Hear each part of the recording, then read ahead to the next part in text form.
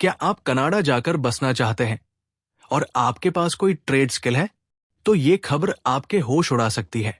Canada ने trade category में एक बहुत बड़ा अपडेट किया है।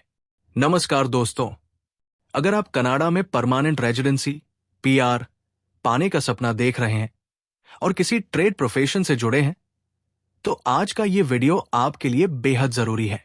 कनाडा सरकार ने फरवरी 2025 से एक्सप्रेस एंट्री की ट्रेड कैटेगरी में बड़ा बदलाव किया है। 19 नए ऑक्यूपेशंस जोड़े गए हैं और कुछ पुराने हटाए भी गए हैं, जिससे अब कुल 25 ट्रेड्स इस कैटेगरी में शामिल हो गए हैं।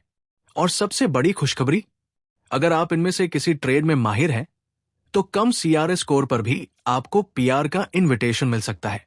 तो चलिए डिटेल में जानते हैं। वीडियो पसंद आए तो लाइक जरूर करें और कनाडा इमिग्रेशन से जुड़ी ऐसी ही जरूरी जानकारियों के लिए चैनल को सब्सक्राइब करके बेल आइकन दबाना न भूलें। इसके साथ ही वीडियो को लाइक और शेयर भी कीजिए, जिससे कि और लोगों को भी ये जानकारी मिल सके।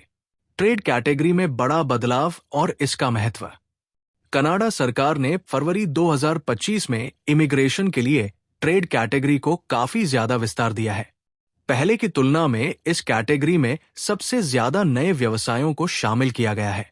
कुल मिलाकर 19 नए ऑक्यूपेशंस जोड़े गए हैं और 4 पुराने हटाए गए हैं, जिससे अब इस लिस्ट में पूरे 25 ट्रेड शामिल हो गए हैं। ये बदलाव इसलिए महत्वपूर्ण है क्योंकि कनाडा स्किल्ड ट्रेड्स में वर्कर्स की जरूरत को पूरा करना चाहता है। इसका सीधा मतलब है कि अगर आपका प्रोफेशन इन 25 ट्रेड्स में से एक है, तो आपके लिए कनाडा में परमानेंट रेजिडेंसी पीआर पाने का रास्ता पहले से कहीं ज्यादा आसान हो सकता है। अब सवाल यह है कि वो कौन से 25 प्रोफेशन हैं जो इस नई ट्रेड कैटेगरी में आते हैं। हम आपको पूरी लिस्ट उनके नेशनल ऑक्यूपेशन क्लासिफिकेशन यानी एनओसी कोड के साथ दिखा रहे हैं। जैसे कि आप देख सकते हैं, इसमें bricklayers NOC 72,320, carpenters NOC 72,310, construction managers NOC 70,010, cooks NOC 63,200, electricians NOC 72,200, plumbers NOC 72,300, welders NOC 72,106 जैसे कई महत्वपूर्ण ट्रेड शामिल हैं। आप वीडियो को पॉज करके इस लिस्ट को ध्यान से देख सकते हैं और पता लगा सकते हैं कि क्या आपका प्रोफेशन इसमें शामिल है या नहीं। अन्य जॉब टाइटल्स और अप्रेंटिस एक्सपीरियंस। यहां एक और महत्वपूर्ण बात बताई गई है। इन योग्य व्यवसायों के कुछ वैकल्पिक या उदाहरण के तौर पर जॉब टाइटल्स भी मान्य हो सकते हैं। आप इसकी विस्तृत जानकारी के लिए ऑफिशियल वेबसाइट देख सकते हैं। और हां, अगर आप इन ट्रेड्स में अप्रेंटिस हैं, तो ये भी एक अच्छी खबर है।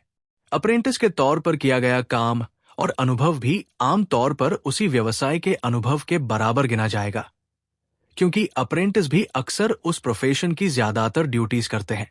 सबसे बड़ी खुशखबरी, कम सीआरएस स्कोर का फायदा। अब आते हैं सबसे महत्वपूर्ण बात पर, जो आपके चेहरे पर मुस्कान ला देगी।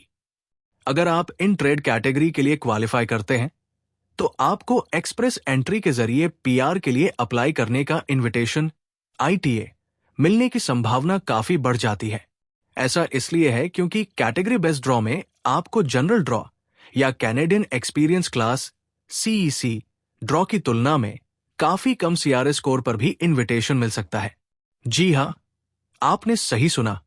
इसका मतलब है कि अगर आपका प्रोफेशन इन योग्य ट्रेड्स में आता है, तो कम सीआरएस स्कोर होने के बावजूद आपके कनाडा पीआर के सपने के पूरे होने के चांस बहुत ज्यादा इंप्रूव हो जाते हैं।